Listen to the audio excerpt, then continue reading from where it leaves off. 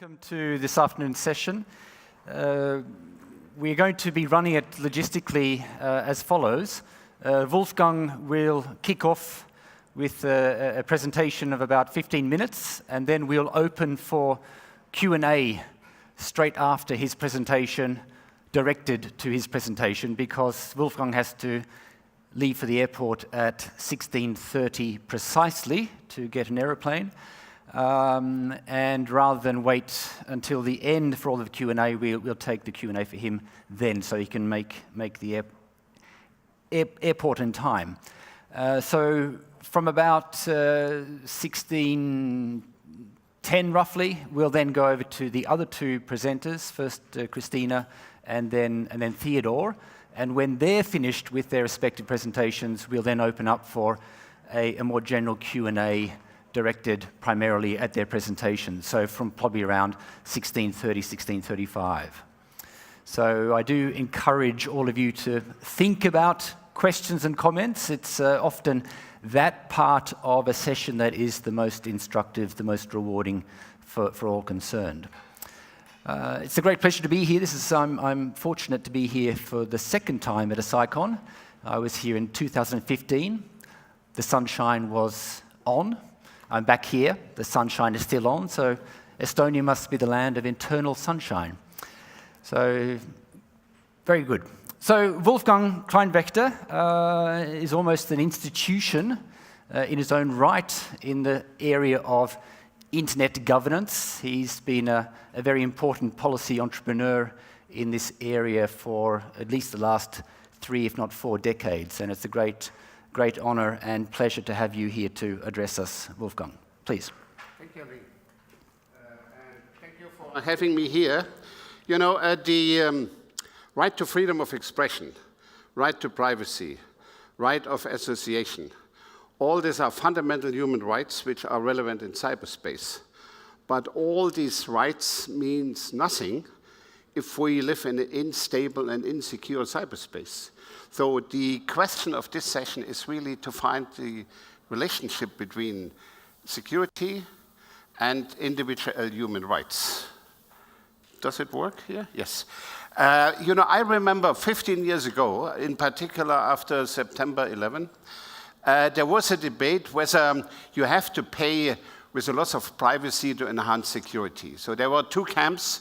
One camp said, okay, you have to give up your privacy if you want to live in a secure world. We have to control everything, and then we will have 100% security if you have 0 privacy. And the other camp argued the other way around. And this approach proved to be wrong, because you cannot buy security by giving away your privacy. Even if you give away all your privacy, nobody can guarantee that this will lead to a secure cyberspace.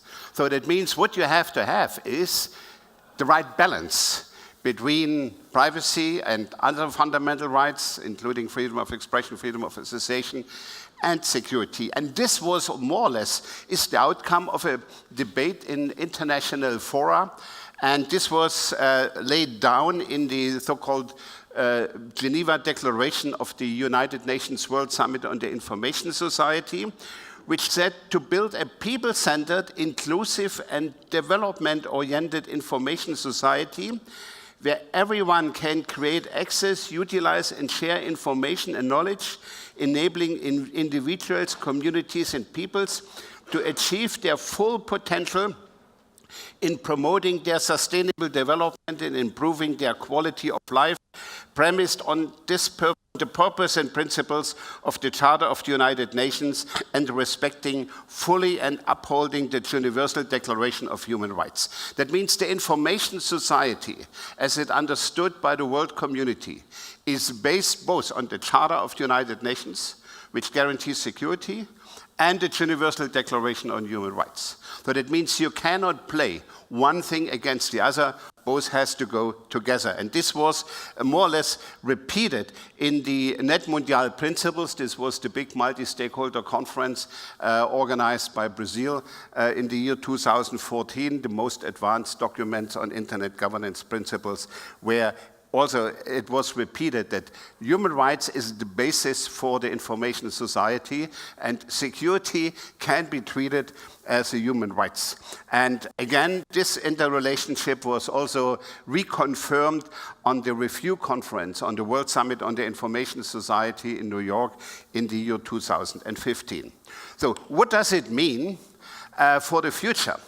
So already 4 or 5 years ago, the former president of the European Parliament, Martin Schulz, came up with an initiative and said, we have to strengthen fundamental rights. Probably we need a new charter to strengthen fundamental human rights in cyberspace. So the European Parliament was discussing not only Snowden, but also, the role of US companies. And there was a feeling in the European Parliament by some members of the Parliament that, yes, we have to strengthen fundamental rights. So that means Schulz started the process.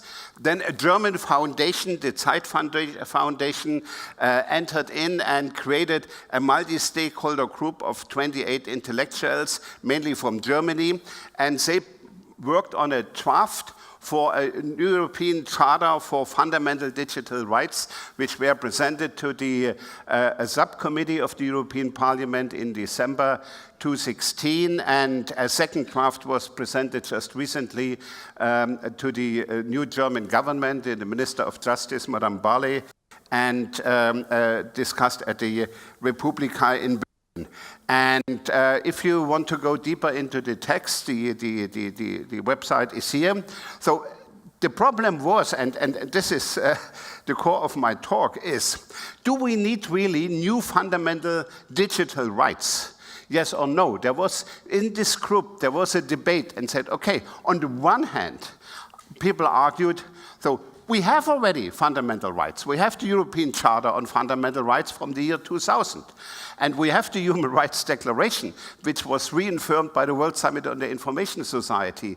That means we have existing rights. And others said, okay, yeah, that's right. But all these texts were written in the analog time. So that means we have to have now a digital age, and we have to see these rights in a new light, and probably we need new rights, like the right to be forgotten, and others were referred, which were constituted by the European Court of Justice.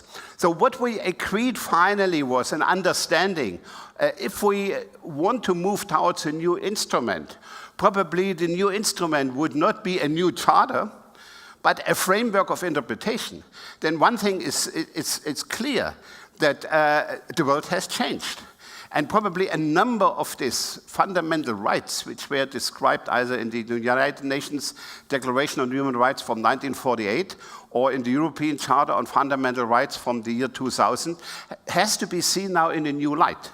And insofar, the conclusion from this initiative was we need an enhanced understanding of the existing human rights in a digital world.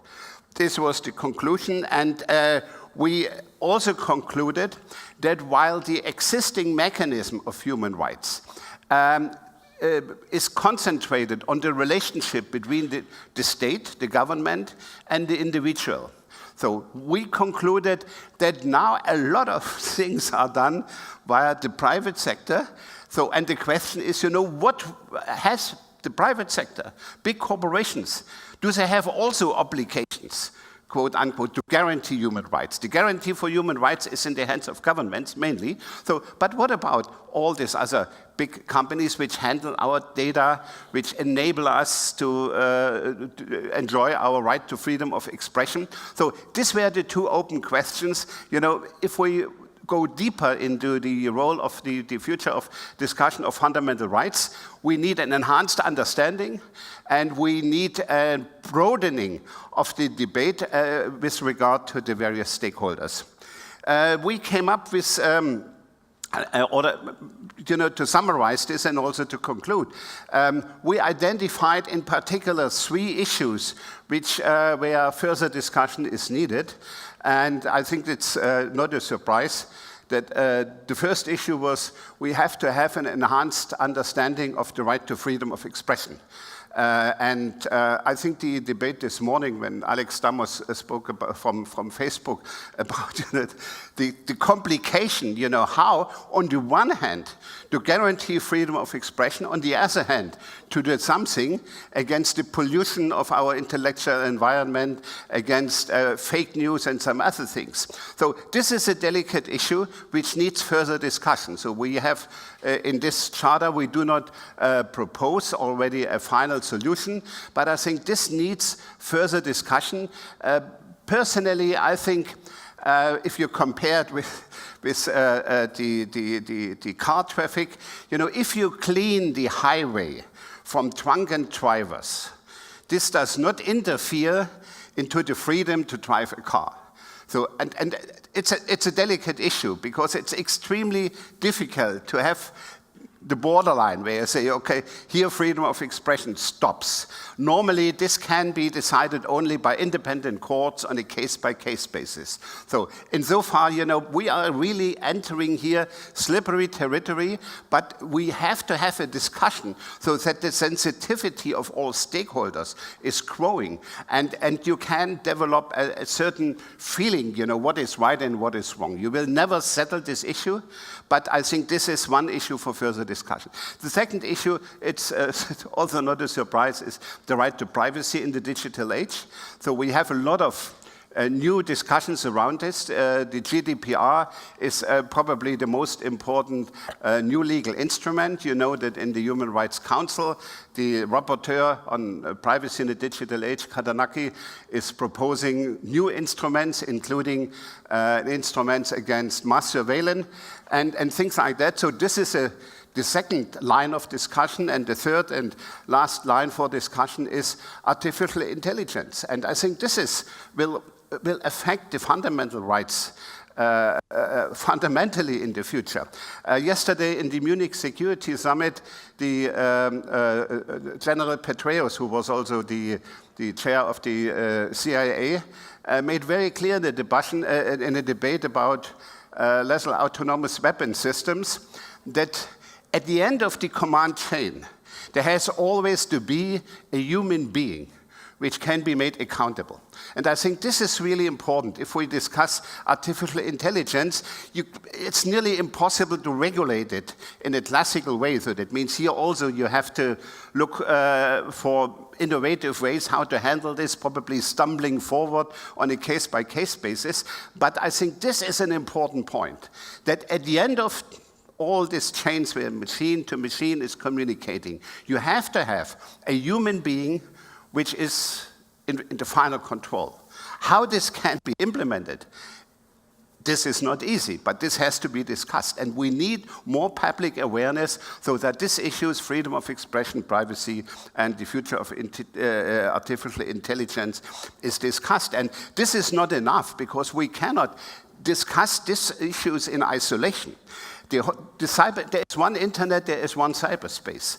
And we have at the moment different strings of intergovernmental negotiations where the negotiators are sitting in their silos. So we have cybersecurity, this is negotiated in the first committee of the General Assembly and in the United Nations. In the digital economy, the World Trade Organization is discussing a digital trade pact and a regulatory system for e-commerce. The human rights issues I mentioned already in the Human Rights Council of the United Nations, and artificial intelligence is discussed elsewhere. The G7 will organize a huge multi-stakeholder conference later this year in Canada under the Canadian G7 presidency, and probably the outcome from the G7 conference will be an agenda for the future of artificial intelligence. But if we have one internet, then you cannot negotiate this separately. Like privacy and security, this has to go hand in hand, and we have to find the balance.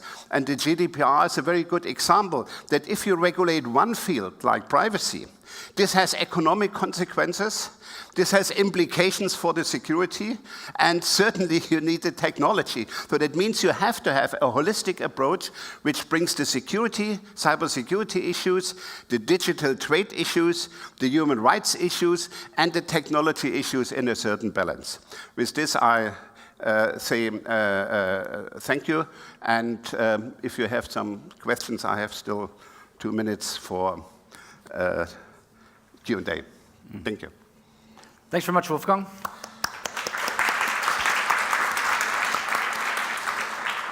Well, in fact, we have more than 2 minutes for Q&A.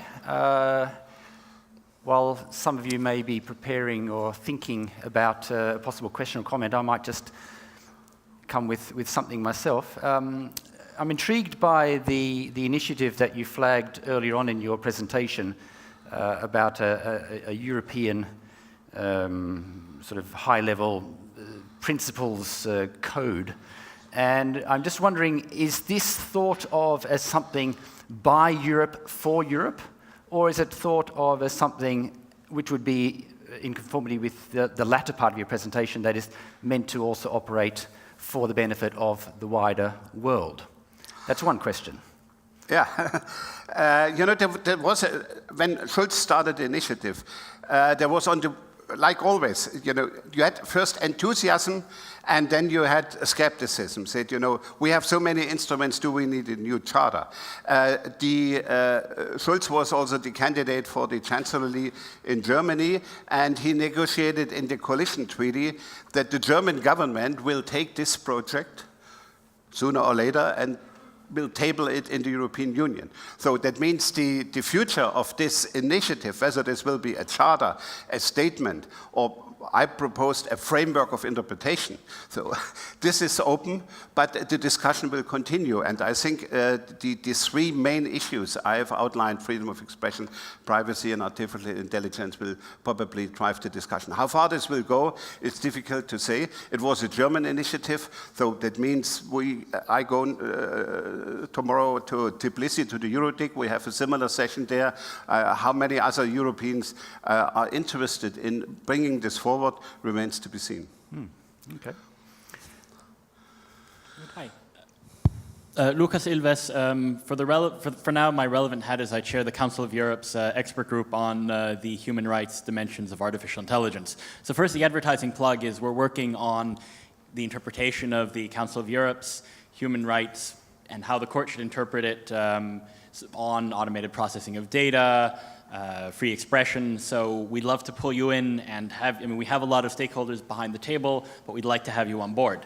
The question I do have, though, is if I read the charter, most of the questions that are raised are addressed in a fairly strong, if particular way, by a fair bit of European law. GDPR sort of primarily among those bits, but also a number of decisions by the European Court of Justice, other bits of law that are being negotiated right now, like the privacy regulation, rules we have on the books. So do we need to have a broad discussion in Europe, or is it that we need to figure out what our message is to the rest of the world? Because it seems that we've had that debate in Europe over the last 5 years, but we don't necessarily, in the conclusions we've arrived at, share the same outlook that the rest of the world does in some of the details. Yes and yes. So that means it's never enough discussion in Europe. So these are the circles which have this discussion, but even now in Germany with the GDPR, 80% of the German public is surprised that there's a GDPR. So that means we have to go out of the silos and to bring all this experience which have been collected in the discussion to the broader public. So it's really limited circles in the Council of Europe, in the Commission, in the Parliament, in expert circles. But you are absolutely right. While the big cyber battle in the economic field and probably also in the military field will be between China and the US. What the Europeans can bring to the table, they do not have Google or Baidu. They do not have Alibaba or Amazon. They do not have Tencent or Apple. So what the Europeans can bring to the global process is the rule of law.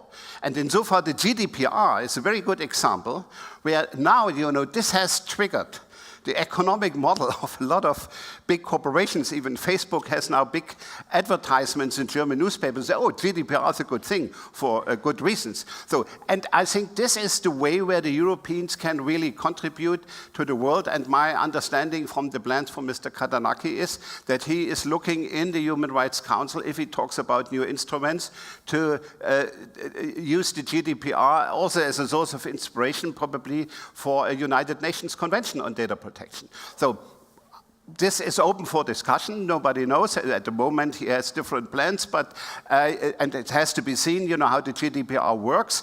But I think for me, that's only a first step where you can use special European regulation as a model for other parts of the world. And then, because Europe in this field has not such fundamental economic interests like the Americans or the Chinese, so they have also their interests, but European is seen as I would not say a neutral party, but so this reflects more or less a common sense and a general understanding.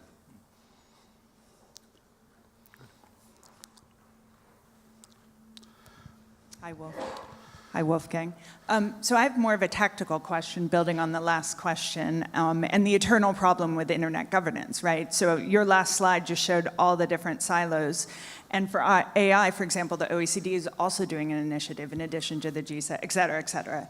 So how do we convene as a multi-stakeholder group? How do we convene the right people in the right place, and right people meaning everybody in the right place to have these coherent discussions instead of running around, as you know, to Brazil and I'll see you in Tbilisi tomorrow and those kinds of things. So how do we actually make that happen so that there's more coherence?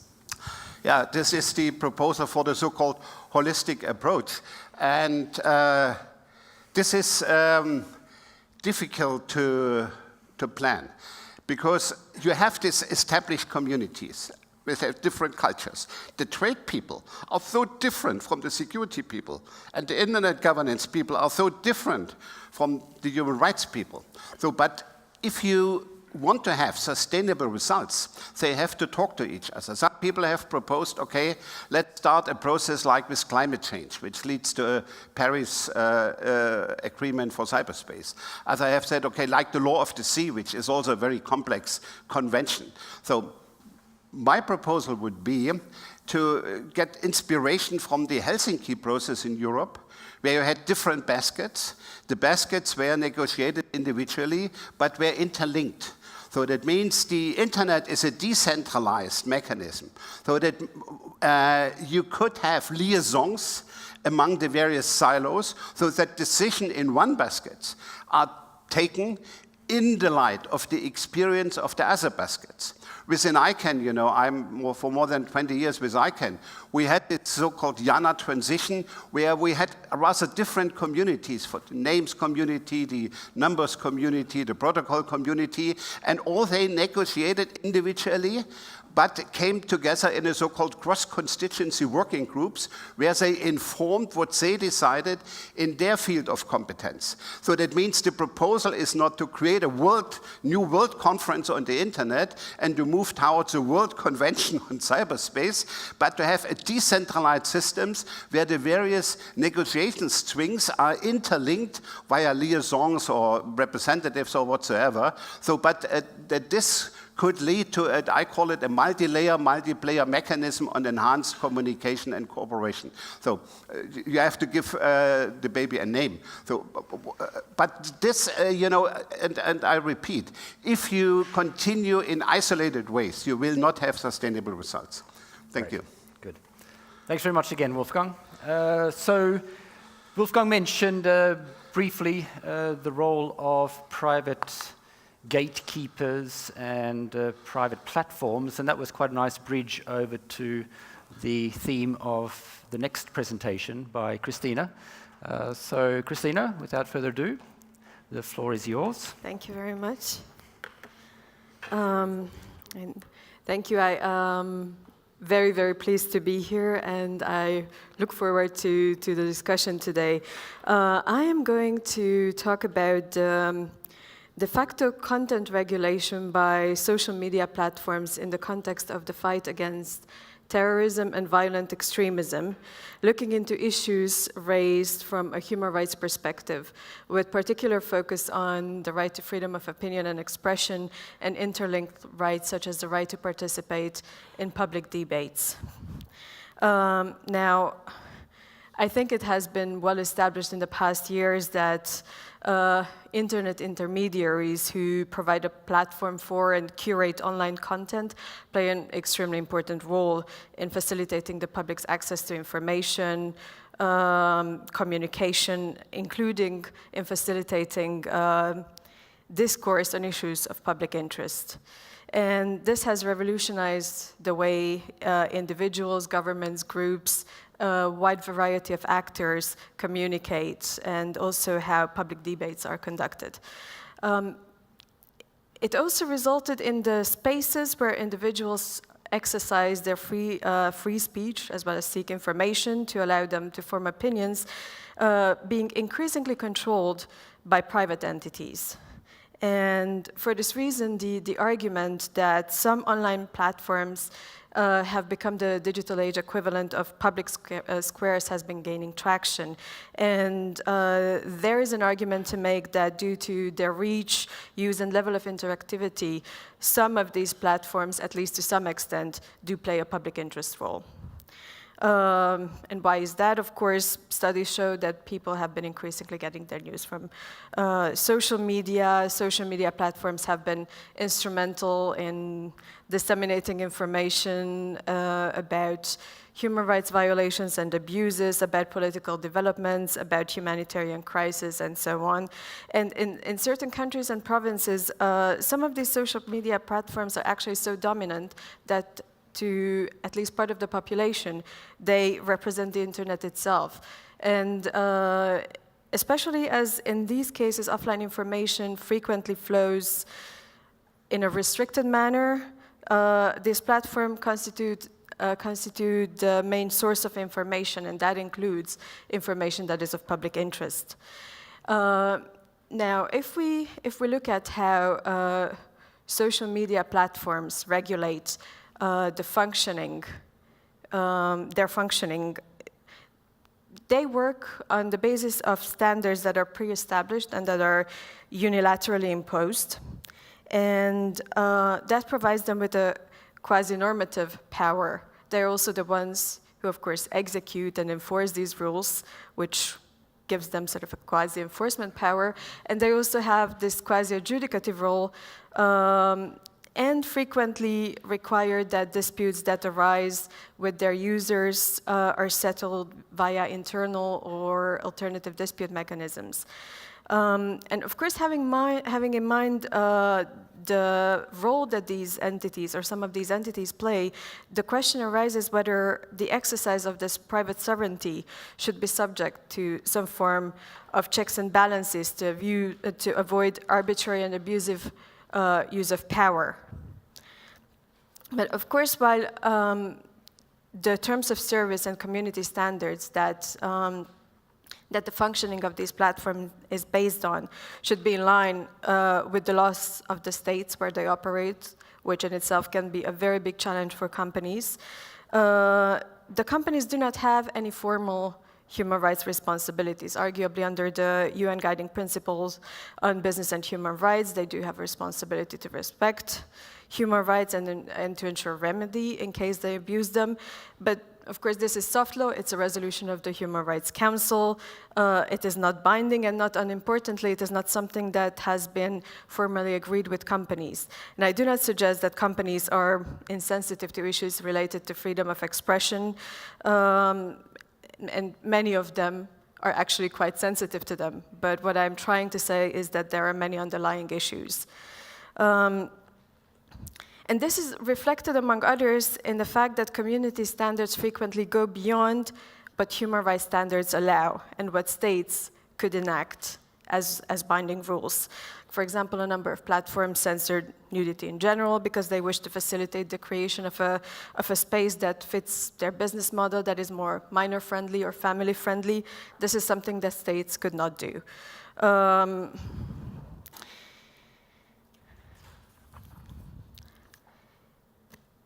However,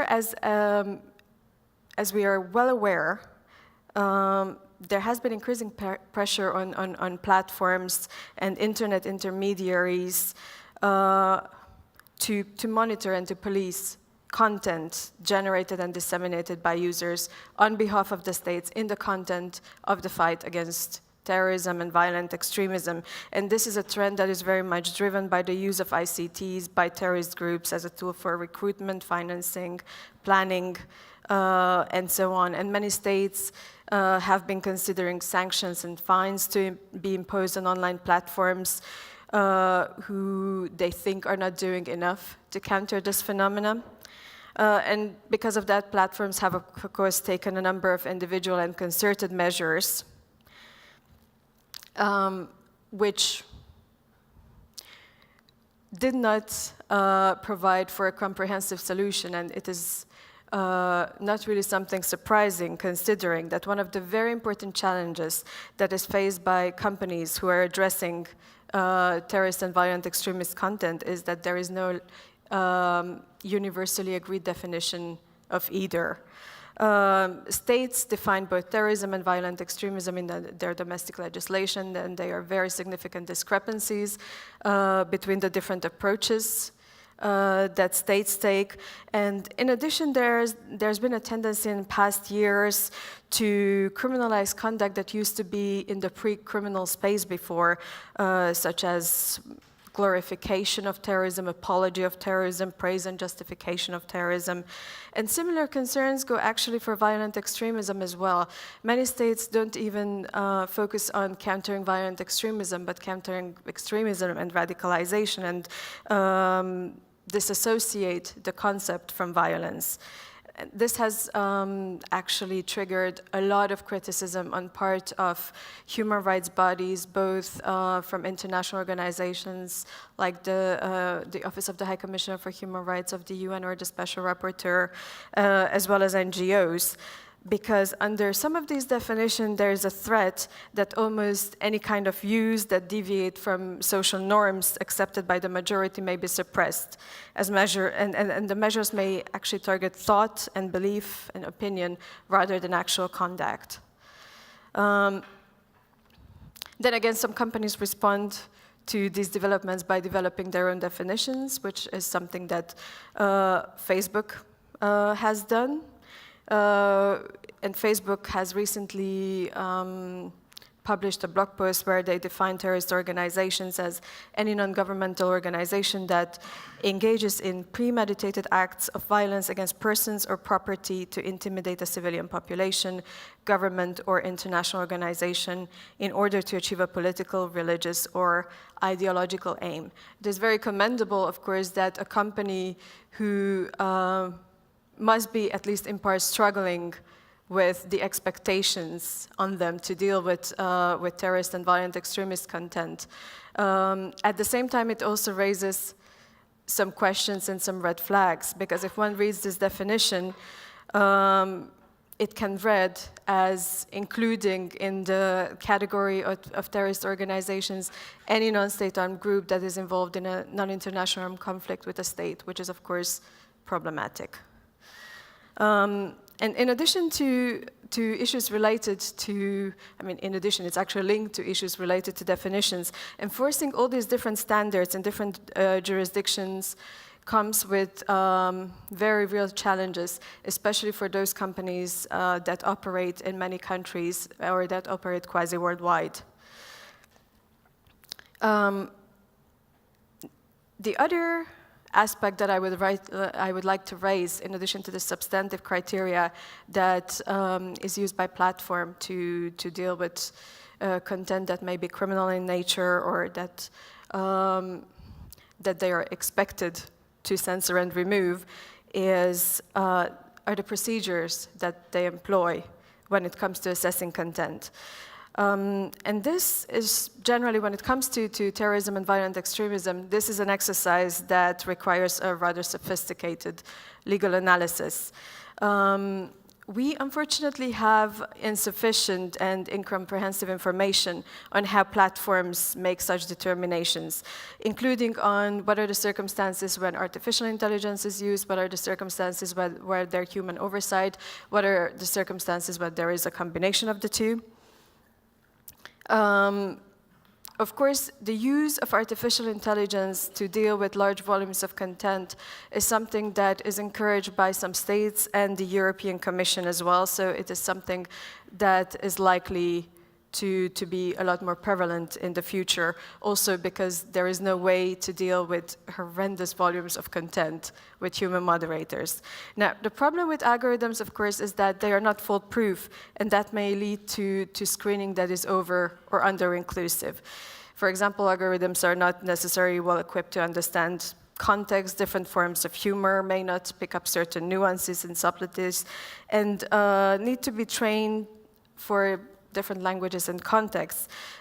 And what is particularly important in the context of terrorism and violent extremism, they are not necessarily very well equipped to assess intent on part of the person posting, I mean criminal intent, and also the threat level as the result of a certain post. Now, the problem is, even if we employ human expertise, that is not necessarily a silver bullet either for many reasons. Doing it right would require social media platforms to employ a very highly trained and specialized workforce. Reports that we have indicate that it is more frequently low-paid and insufficiently trained moderators that are the de facto gatekeepers of freedom of expression online.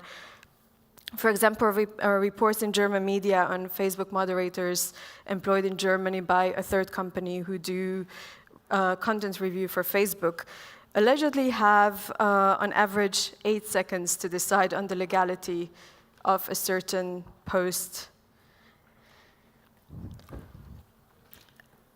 Because of these shortcomings, and this is my final point, it is very important that there is due process and there are adequate safeguards in this content regulation and moderation process. And this is something that so far is largely lacking, or it is definitely not adequate. Users generally have very limited options at their disposal to receive information about processes, to challenge decisions, or to get redress, while the social media companies, the platforms, have their own challenges. First of all, the volume of content, and secondly, onerous intermediary liability frameworks imposed on them. Obligations included under laws such as the German Network Enforcement Act. They also receive very little help and guidance from public authorities. And considering all this, it is very likely that in case of doubt, platforms will err on the side of over-censoring. So I think that while there is much to be said in favor of self-regulation and in favor of regulatory restraint on part of the state, when it comes to these issues, one has to bear in mind that the human rights obligations of states include the obligation to set up a framework and to create the conditions that makes human rights compliance possible, including on part of other actors, non-state actors, that very much includes businesses. And this would definitely mean ensuring that there are effective safeguards, that the relevant rules that underpin content regulation and moderation are accessible and are foreseeable, and there is a possibility to meaningfully challenge decisions. There is an access to remedy, and there is a meaningful independent oversight. This is very much to ask, and we're extremely, extremely far from this. However, I think that if we want to safeguard freedom of expression online, these are the conditions that we need to be moving forward in the future. Thank you very much, and I look forward to questions later on. Good.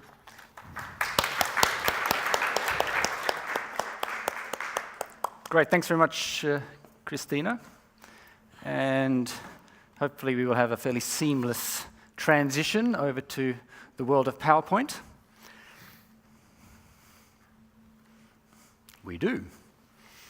Okay, thank you very much. I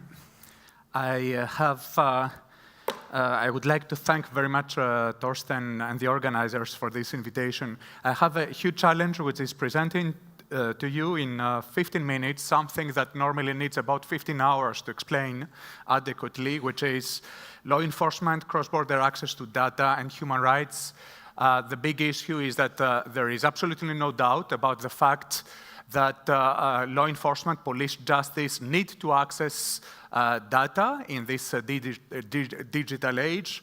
But the big question is how to do this in a way which will be compatible with human rights. So this will be my outline during these 15 minutes. The starting point was the USA versus Microsoft case. Although this case is dismissed today, there are some very important lessons to learn from this case. The second point in my outline will be the Cloud Act. We're a little bit lost in the clouds since its adoption. The third point would be the e-evidence proposal proposed recently by the European Commission, and I will discuss the important challenges for not only the months, but the years ahead. So let's start first with the first point. I guess you're familiar with this important case in front of the US Supreme Court, the USA versus Microsoft case. For those of you who are not familiar, let me explain it very quickly. You don't mind being Europe, I will be the United States. And the point in this case was the following. The FBI requested Microsoft the data, the emails of a suspect in a drug trafficking case. Microsoft examined this and said, well, we are sorry, we cannot give you the data because the data you're asking for are in our data center in Dublin, in Europe. Very safe hands. Very safe hands, exactly, with GDPR hands. And so Microsoft said, if you want, let's imagine that this is what Microsoft said, let's imagine that you were asking for a book that this guy left in Dublin. What you are supposed to do? You are supposed to go through an MLAT, Mutual Legal Assistance Treaty, so send a request to the Dublin authorities, which will go take the book and send it to you in the United States. So this was the position of Microsoft. With data, we should do exactly the same thing as for a book, send a request to the Irish authorities. But what is very interesting is that the United States government did not have at all the same approach. And this is extremely interesting, thought-provoking about the status of data today. The United States said, well, not at all. Well, both parties in this case accepted that the law, the American law on the basis of which the warrant has been issued, which is the Stored Communications Act, had no extraterritorial reach. So the US government did not question this. They said there is no extraterritorial reach to this old law drafted in 1986, well before the cloud. But the US government said there's no extraterritoriality here. Come here, Mr. Microsoft. Come in Washington, D.C., Seattle. We give you a computer, and you can access all data that you want. So the data are American. There is no extraterritorial reach. You can imagine that there is a huge problem. I drafted a study at the request of Microsoft, which was published, and you can find on my CERN page last December. And I heavily criticized this approach of the American government, because you can imagine beyond all things that every government in the world can use it. Moscow can say that all data are Russian. Pyongyang can say that all data, if they're accessible for Pyongyang, well, technically it could be more difficult, but they could be North Korean. But could we consider that the argument of Microsoft is better, and that Microsoft said that what is relevant is the place where the data are stored? Is it more relevant in a digital world? Well, in my study, I discuss also this extensively. Of course, it's not the only relevant criterion. We have plenty of other things that we must take into consideration, but it is relevant. First, technically, the data has a much greater materiality than it is often suggested. When you download your emails, in reality, what you do is that you request a specific data center somewhere in Ireland or in Tallinn or elsewhere to give you access to this. So this is very much relevant. And also legally, because after the revelation of Snowden, companies like Microsoft invested hundreds of millions of dollars in order to build data centers in places like France, for example, Germany, the Netherlands, and elsewhere, so that they will send the message that, well, what is done in Europe remains in Europe, your data will be stored in Europe, and will be protected by the GDPR and European law. And this was also the position of what became very recently, since the entry into force of the GDPR, the Data Protection Board, the European Data Protection Board, which last November said that the circumvention of existing mutual legal assistance treaties by a third country's law enforcement authority is an interference with the territorial sovereignty of an EU member state. So all this it's very interesting because, as a matter of fact, we could ask ourselves, now the case is dismissed. We were expecting the decision of the US Supreme Court in June, but the adoption of Cloud Act, I'm coming to this immediately, rendered the case moot. It was dismissed, but nonetheless, for me, Microsoft won the argument, the case, because Microsoft's argument was that American law did not have an extraterritorial effect. And so the Congress had to adopt, a few months ago in March, this bill, the Cloud Act, in order to give clearly an extraterritorial reach to the Cloud Act. So I come to the second part. What is the Cloud Act? The Cloud Act is two things. First, what we call the Microsoft Ireland fix, their solution to the Microsoft Ireland case. Please read clockwise with me the main points very quickly about Cloud Act. Well, was this a fix? Yes, surely. From the point of view of US law, it was a fix. Microsoft's argument was that the Congress needs to legislate in order to give an extraterritorial reach to American law. This was done. It was not the case before. It is clearly the case now. But of course, the solution was given only from the point of view of American law, not at all from the point of view of European law, conflict of laws, etc. The second thing in the Cloud Act is that it introduced a procedure which permits a company like Microsoft, Amazon, Google, or any other to file, in case of such a request to give what is stored in the cloud, to file a motion to quash or modify to the American judge. Very good, but no novelty. It was possible also before, absolutely no novelty here. And what is very preoccupying is that the Cloud Act provides for no obligation for the US judge to follow this, to quash or modify, even if the US judge finds that there is a conflict of laws, for example, with a European law or any other, there is absolutely no obligation to accept this petition. Why? Because the American judge could say that we have national security considerations in the United States which are absolutely preeminent, and so we must give priority to this. Even if there is a conflict of laws, it don't matter, we will not modify this warrant. So the third problem is that the problem of conflict of laws remains, and especially the huge issue is the incompatibility of such a request with the General Data Protection Regulation, especially Article 48.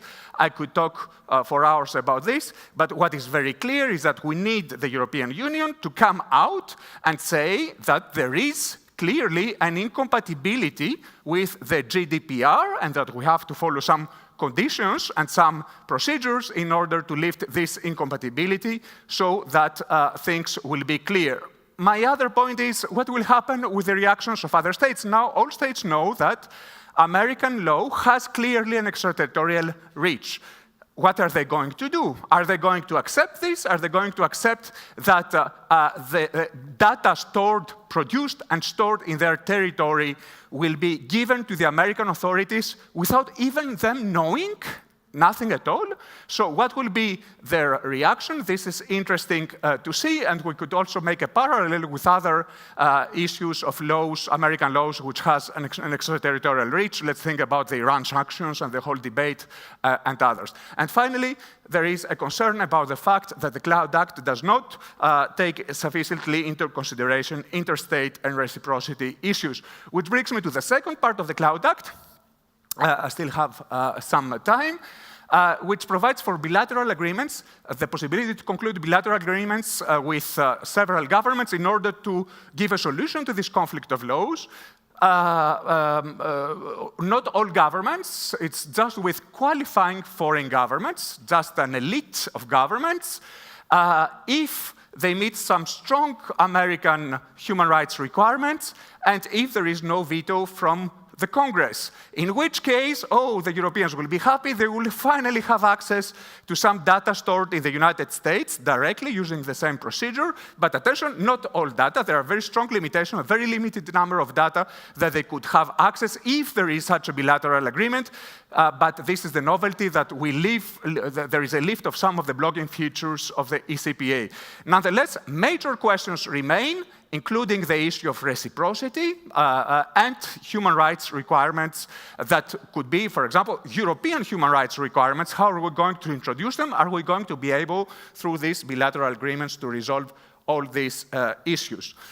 Let me go now to e-evidence, to the European Cloud Act, presented just a month ago by the European Commission. Well, the idea is similar. Instead of going through this, through this MLAT procedure, which is very time-consuming, I cannot explain it to you here, but the idea is to have a shortcut, like Cloud Act, instead of passing through international cooperation between states, to request directly Microsoft or Amazon or Google or any other to give the data to the authorities through what we call the European Production Order, an order given directly to an ISP provider. I don't have the time, unfortunately, to present you all the issues in Cloud Act, but in e-evidence, but at least very, very clear, quickly, I would like to say that what is interesting is that, first of all, e-evidence makes a clear distinction between 4 types of data with different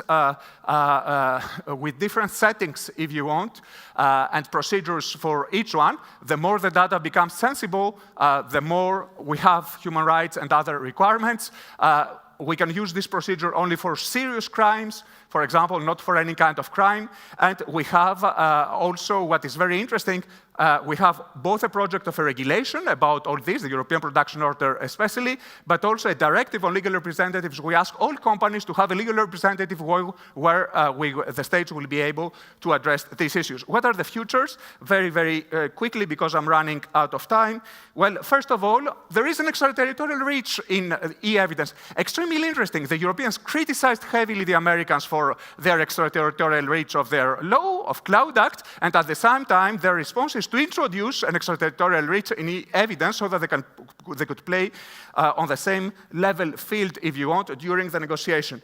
Second issue, e-evidence takes very well into consideration extraterritorial reach, yes, but taking very well into consideration the protection of immunities and privileges of foreign states with the possibility to go in front of a judge. If he finds that there is any kind of problem concerning privileges and immunities in another state, he has an obligation not to cancel the order, the European Production Order. Same things, we take into consideration adequately the protection of the fundamental interests of foreign states, and this is very important, and the contrast once again to Cloud Act. And there is also, you can read this regulation of dozens of pages as always. You can see that there are very strong human rights protections. There is room for improvement, and a part of my work now is precisely to try to define what we should improve so that we will be able to meet the requirements of European law.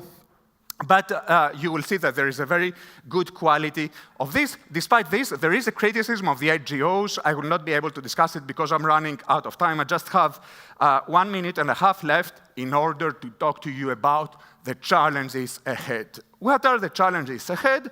Well, first of all, logically, adoption of e-evidence. It's a very good legislative package. There are things to improve. We can do it quickly.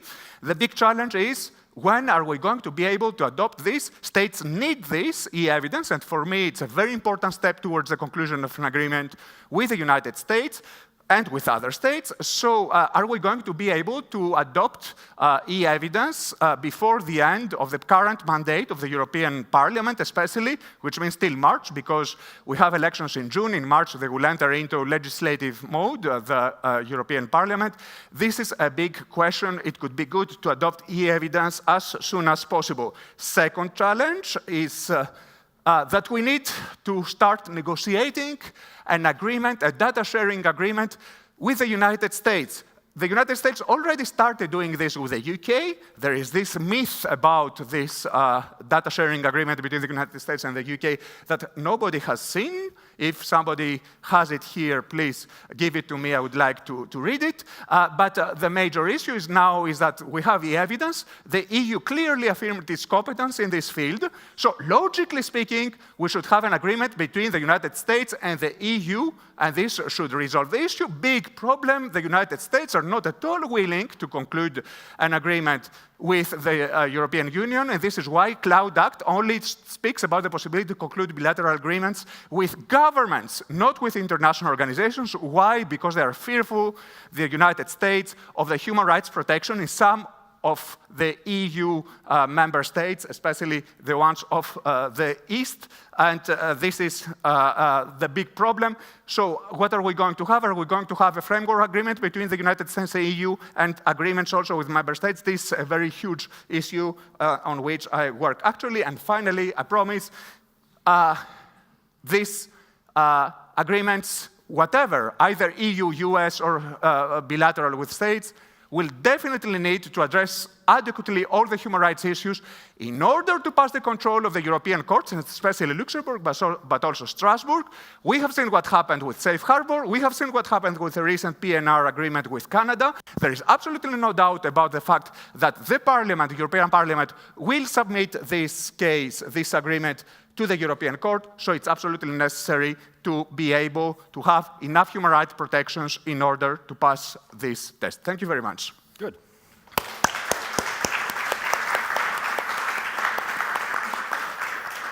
Thanks very much, Theodore. Thanks very much, Christina. We've got now 18 minutes, roughly, to have a discussion, questions. While some of you are thinking, I see one hand up already. I've got a very sort of quick question for you, Theodore. When you were talking, I was intrigued by the omission, presumably because of lack of time, of reference to the Cybercrime Convention.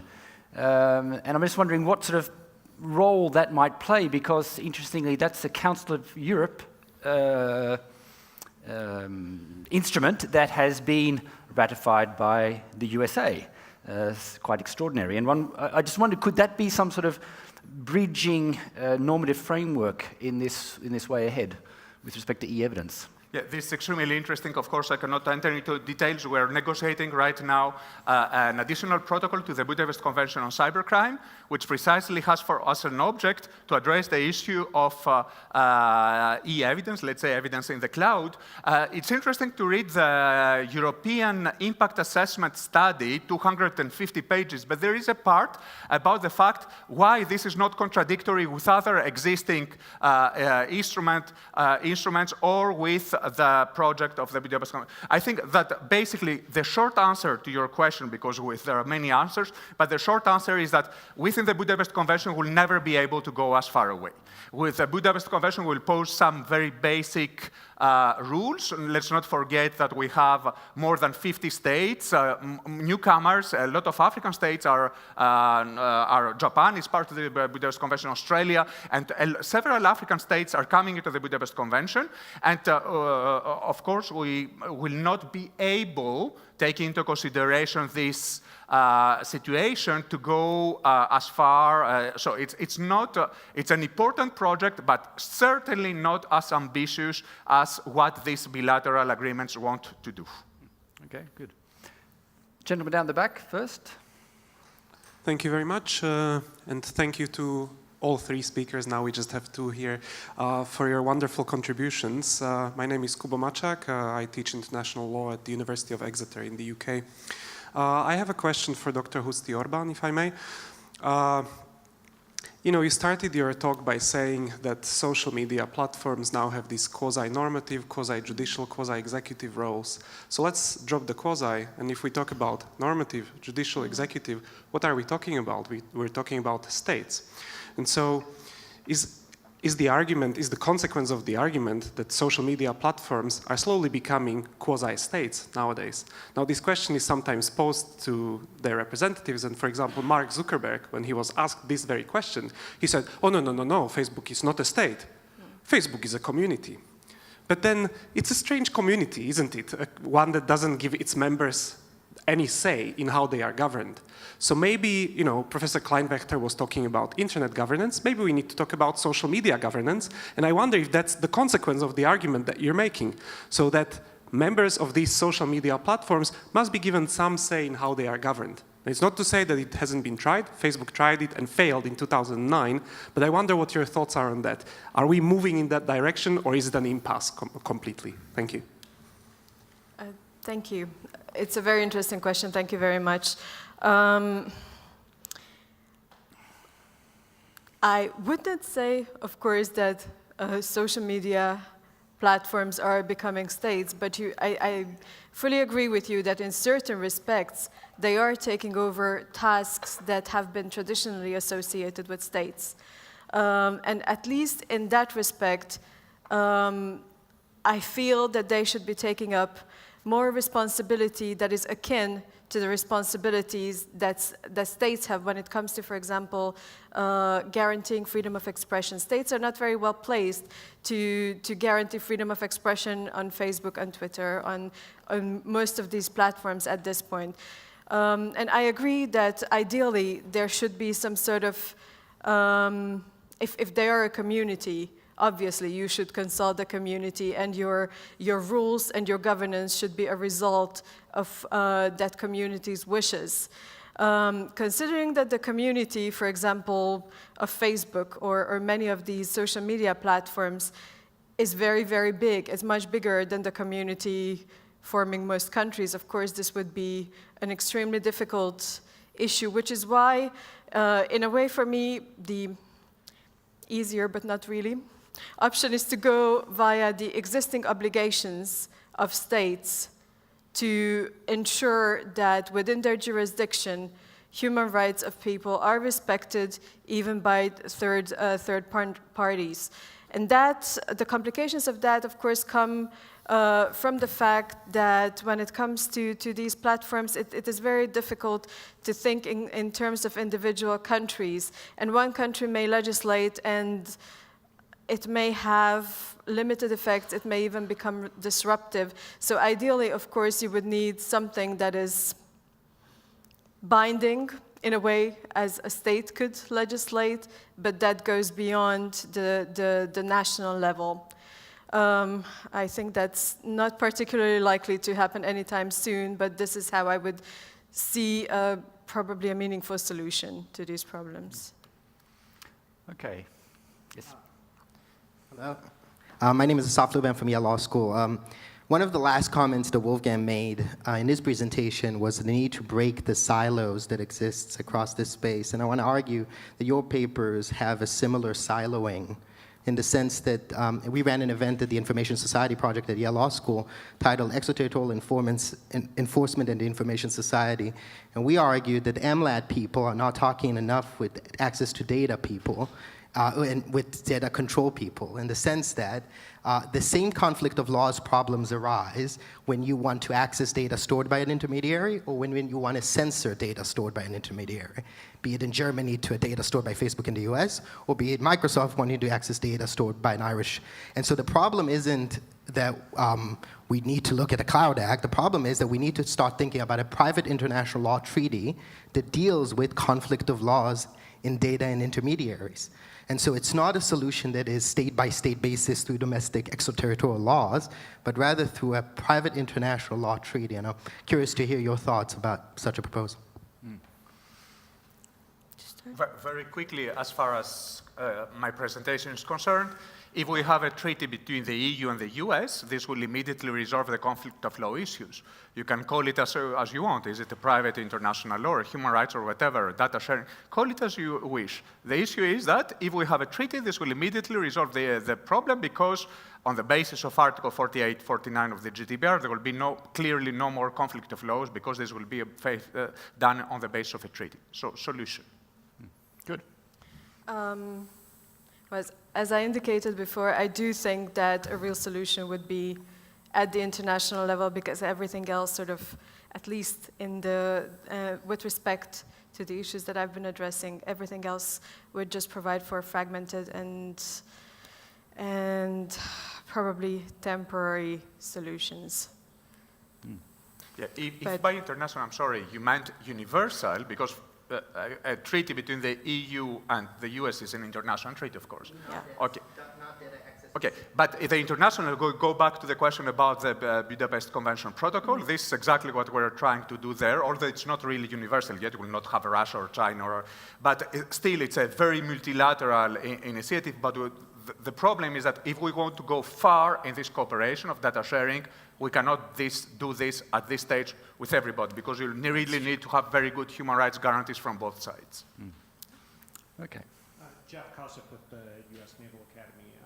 I really enjoyed your presentation about extremism and terrorists on social media and how the platforms are dealing with it. And the one thing that I'm curious about, you hear anecdotal reports from law enforcement saying that it's actually an incredibly valuable source of information for them when there's this public communication, there's not the issues of warrants, it's out there in the open. So has there been any research from when the platforms start to crack down on this content as to what impact it has on law enforcement and really overall the cost benefit when there is more restriction of the public-facing content? I am not aware of any such studies that have been conducted. If anyone here is working on anything related, I would be extremely interested. Because one of the issues that that is raised when you look into censoring content, I obviously do understand that there is certain content that needs to be removed. Everything that is incitement to hatred and violence that comes with that triggers a certain threat level that a crime may be committed, obviously, it should be removed. But then, when one looks at, again, anecdotal evidence of the kind of posts that are being removed, I think much of that actually would be protected under international human rights law, under freedom of expression, because with freedom of expression, you can publish a lot of questionable things. Unless they hit a certain threshold, they should be left there. One thing that came to mind when you asked your question, and again, anecdotal evidence, from law enforcement, that when overeager platforms censor content that may be of terrorist nature, actually they're not really helping law enforcement and they're not really helping prosecutions, because then evidence is not properly contained and it cannot be used in a court setting anymore. So in that respect, it's not necessarily something very effective and something very useful. But I take your suggestion to this, as to the study, because I think that would be extremely useful for everyone who's interested in this debate. Good. Yeah. So more empirical work is necessary. Good, and then the gentleman here. Hello, my name is Przemysław Roguski. I teach international law at Jagiellonian University in Krakow, Poland, and my question goes to Professor Christakis with regard to one specific issue that you briefly touched upon, namely Article 48 GDPR, which says that any transfer of data on the basis of a decision of a public authority has to be only on the basis of MLAT or other international agreement. Now, my question would be, or I would be interested to hear your views on how this would play out in a future possible case. I mean, let's imagine Microsoft 2. We have an EU person. Now the US wants the data of this EU person, requires Microsoft or Google or whoever to hand it out. And now we have Article 48. And so what would the European reaction on that be? I mean, what's the toolbox apart from the legal text that we can use to block that, and what would be the consequences? I would be interested in hearing you. Thank you. Good. Great question. We could discuss endlessly about it. I think that the first step is to ask this question not to me, but to the Microsoft people or to Google, Amazon, and all the others. are they going to challenge a new warrant or not? The second point is it could be eventually useful to have the EU come out very clearly and say that such a thing will be incompatible with Article 48, because you know that we have also Article 49. There is some ambiguity, and this ambiguity, unfortunately for me, was not erased by the amicus curiae that the EU Commission submitted to the US Supreme Court in the Microsoft Ireland case. They remained voluntarily ambiguous in discussing Article 48, 49, a little bit disturbing for a researcher like me who seeks some kind of clarity on these issues. Probably it could be good to have some guidance before answering your question from the EU. If we have such a guidance, I think that things are very simple. Because if we request, for example, I don't know, Microsoft or Amazon Cloud or Google, if we request them data which are stored in Europe, and this is contrary to the GDPR, you know that we have these huge sanctions in the GDPR, so they will be exposed to all these sanctions, which could go up to 4% of annual overall return. So I think that there are other issues to discuss, of course, but these are probably the steps in order to give an answer to your question. Thanks very much. Interesting when you say you'd like some guidance, because it brings us back in terms of circle drawing to Wolfgang's call for a framework of interpretation. And that could be one of many, many elements of such a framework of interpretation. So we're not quite at 1700, but I also have a plane to catch at 1805.